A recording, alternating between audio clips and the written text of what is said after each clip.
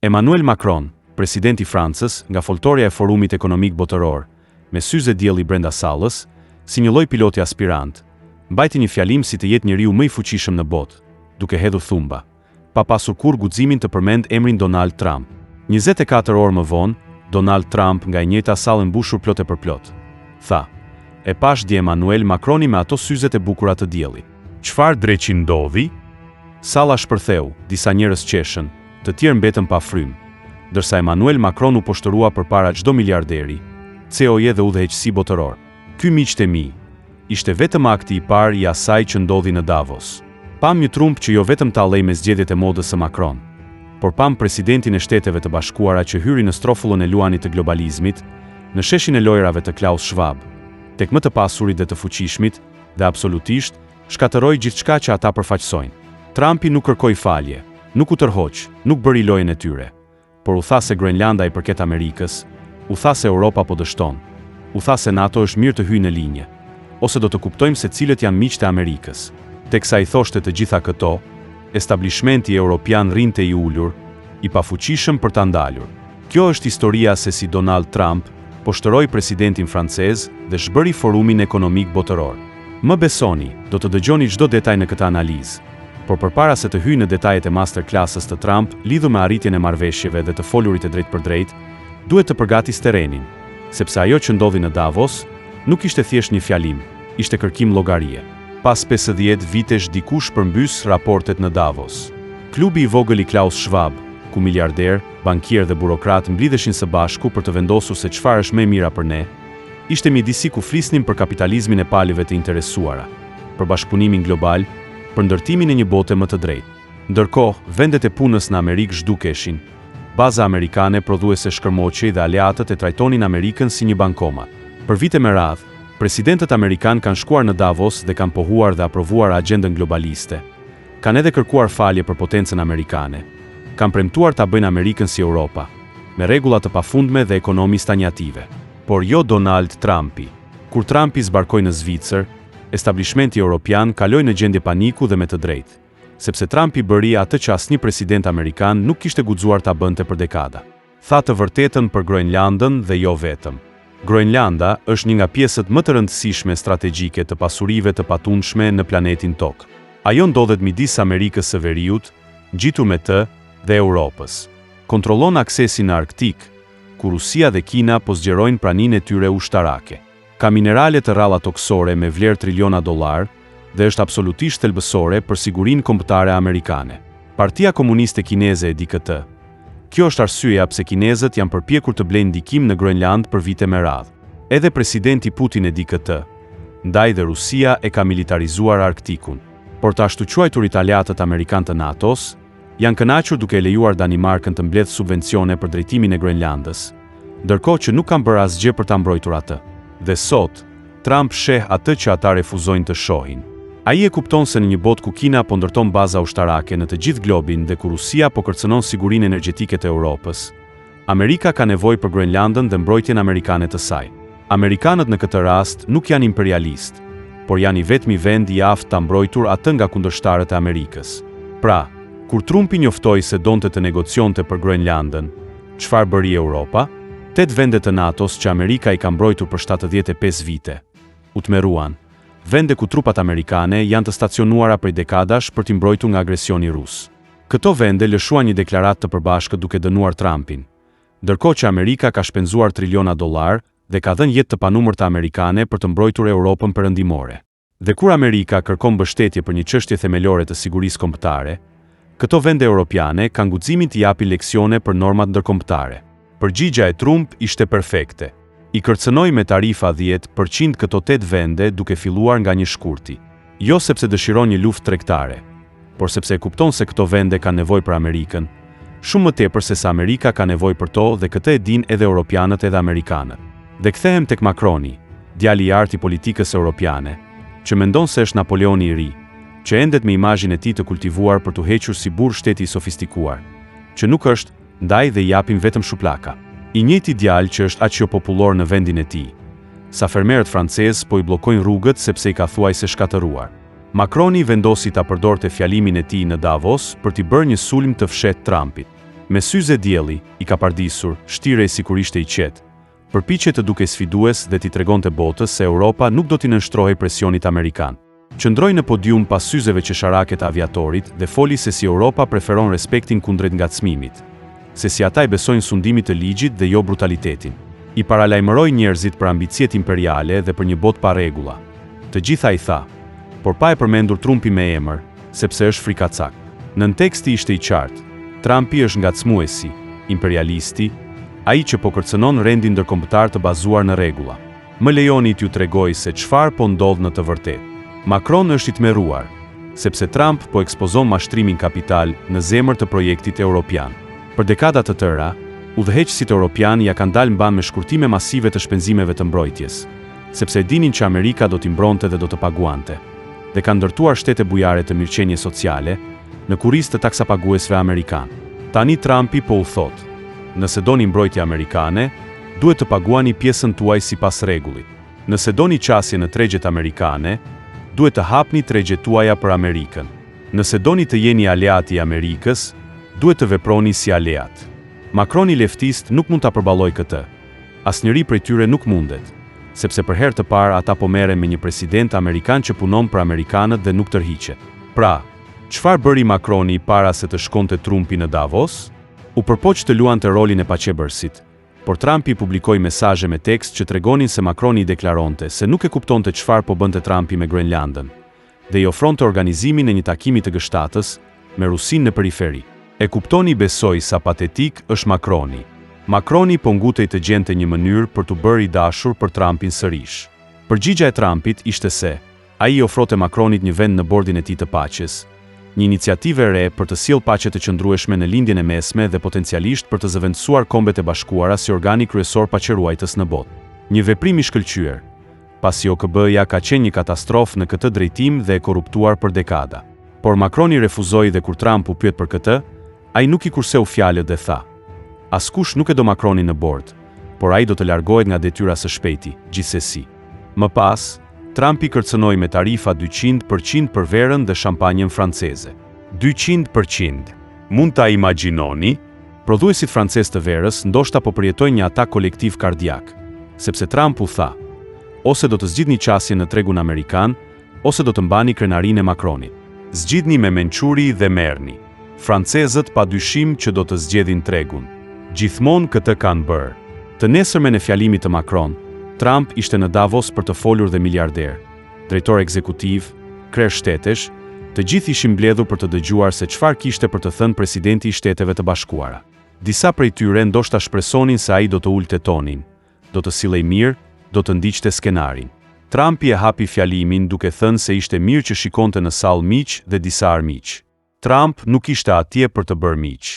Ai ishte atje për të bërë të qartë pozicionin e Amerikës. Foli për ekonominë amerikane. Tha se kur Amerika ecën mirë, bota ecën mirë dhe ka absolutisht të drejtë për këtë. Shtetet e Bashkuara, tha ai, janë motori i prosperitetit global. Inovacioni amerikan, tregjet amerikane, mbrojtja ushtarake amerikane, i lejon Europës të ketë demokracitë e saj sociale komode. Pa Amerikën, europianët do të flisnin rusisht ose gjermanisht. Më pas foli për Grenlandën dhe e quajti një copë akulli, të vendosur keq, por theksoi se në fakt është pjesë e Amerikës së Veriut dhe pjesë thelbësore për sigurinë kombëtare amerikane. Trump tha se po kërkon negociata të menjëhershme për ta marrë, dhe tha se nuk do të përdor forcën ushtarake për ta marrë atë, ndërsa mediat po e shesin sikur Trumpi u tërhoq. Mashtrim, nuk tërhiqet kur ai, sepse nuk kishte pse të përdorte armë në një vend me thuajse zero banor.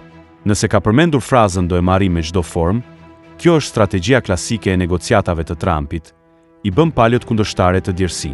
Trumpi ja bëri të qartë NATO-s, mund ta mbështesni Amerikën duke i dhënë Grenlandën dhe Amerika do ju jetë shumë mirënjohës.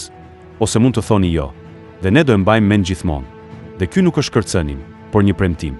Çdo antar i NATO-s në atë sallë e kuptoi saktësisht se çfarë donte të thoshte Trumpi.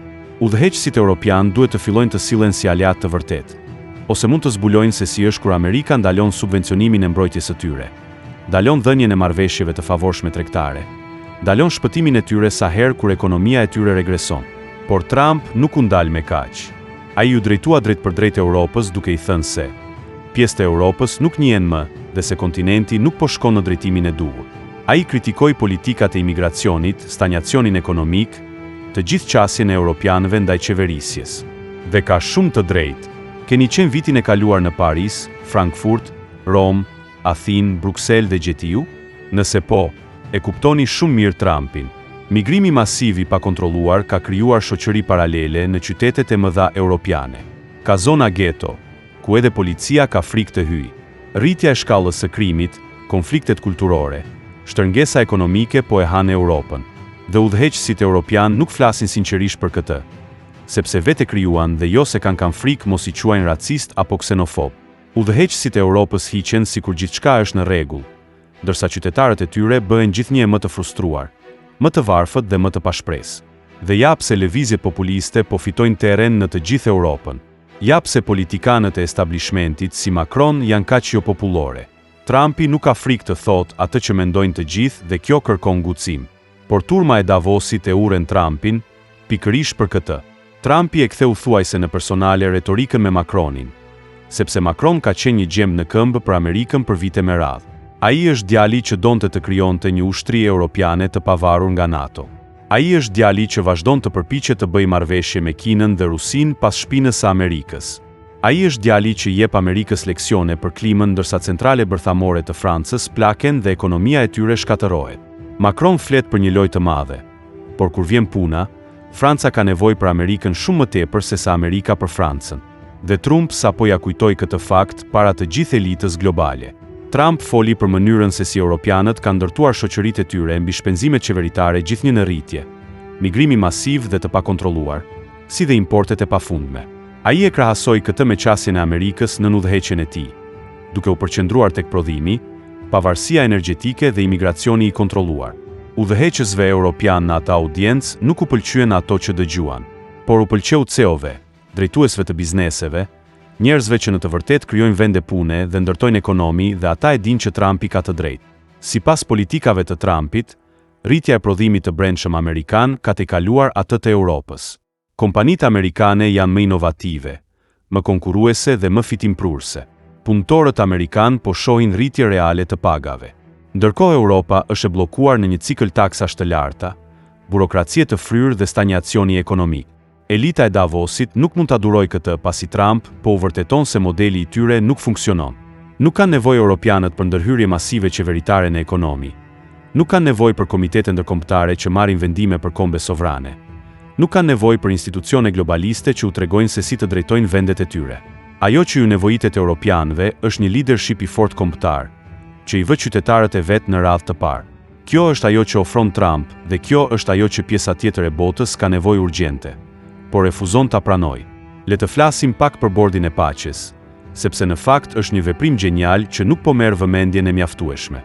Trumpi njoftoi se po e krijon këtë bord për të mbikëqyrur paqen në Gaza dhe potencialisht për të marrë një mandat më të gjerë paqeruajtës. Vendet që duan anëtarësim të përhershëm duhet të kontribuojnë $1 miliard.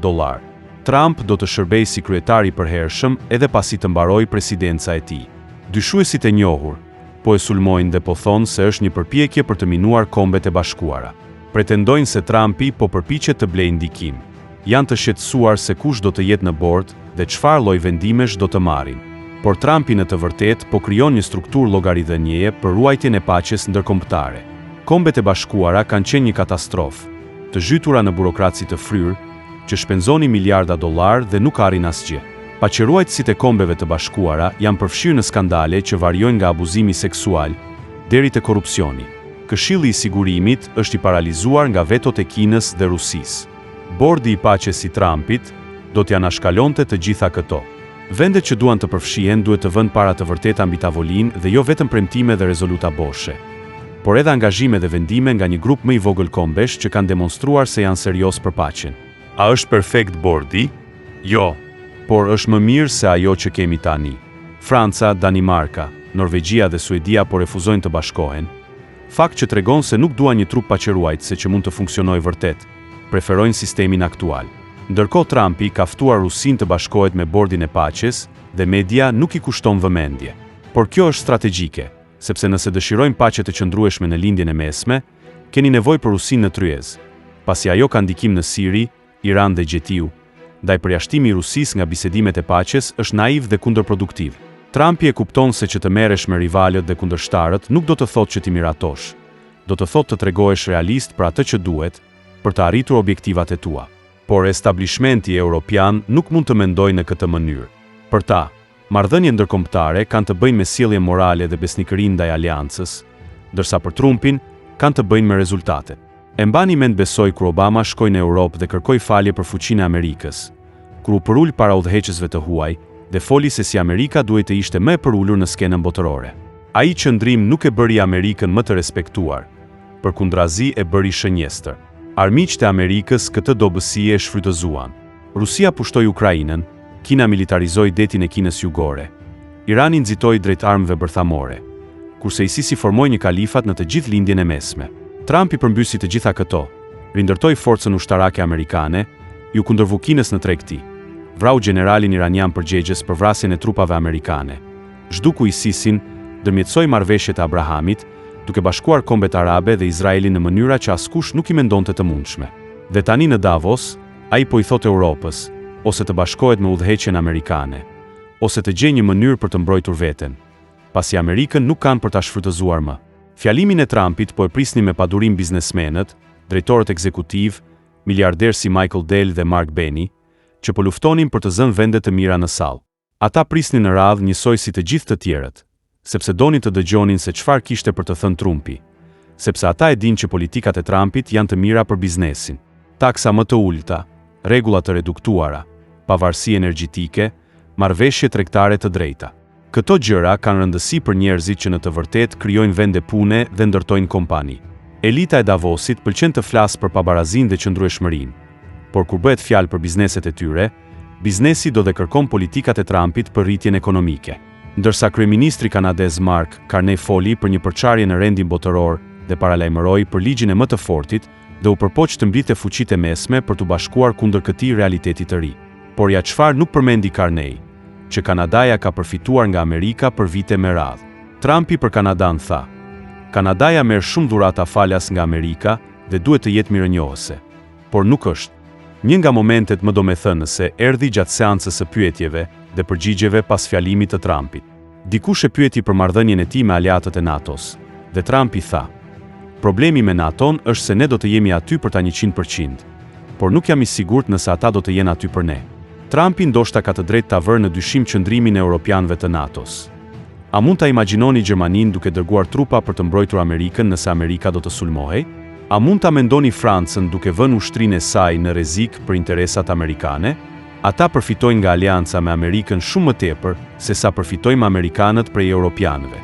Dhe Trump po i detyron të përballen me këtë të vërtetë të pakëndshme. Mbulimi mediatik i të gjitha këtyre ka qenë i tmerrshëm, siç dhe pritej, ndaj dhe ka zëra alternative si ne. Titujt kryesor flasin për kërcënimin e aleatëve nga Trumpi, për kaosin në Davos, për mënyrën se si Trump po e shkatëron rendin ndërkombëtar dhe të tjera. Por ajo që po dëshmojmë në të vërtetë është fundi një epoke të dështuar globaliste dhe kthimi i forcës amerikane. Trumpi nuk po e shkatëron rendin ndërkombëtar. Ai po e rindërton atë bazuar në drejtësi dhe reciprocitet në vend të sakrificës amerikane. Rendi i vjetër ku Amerika paguante për mbrojtjen e të gjithëve, ndërsa ata pasuroheshin nga çekuilibra tregtar, ky rend ra. Rendi i ri i Trump bazohet në partneritet midis të barabartëve. Dëshironi mbrojtje amerikane? Duhet të kontribuoni për mbrojtjen tuaj. Dëshironi qasje në tregjet amerikane? Amerikanët kanë nevojë për qasje të drejtë në tregjet tuaja. Dëshironi leadership amerikan? Duhet të mbështesni interesat amerikane dhe jo t'i minoni ato. Kjo është logjike shëndosh dhe fakti që udhëheqësit europian janë kaq rezistent ndaj kësaj. Tregon se sa në komoditet kanë qenë. Trumpi i tha të gjitha, i bëri të gjithë këto, ndërsa elita globale e shikonte e pafuqishme për ta ndaluar. Ky është leadershipi i Trumpit. Kjo është forca amerikane. Kjo është Amerika konservatore që vendos Amerikanin të parin. Mast Channel. Please subscribe.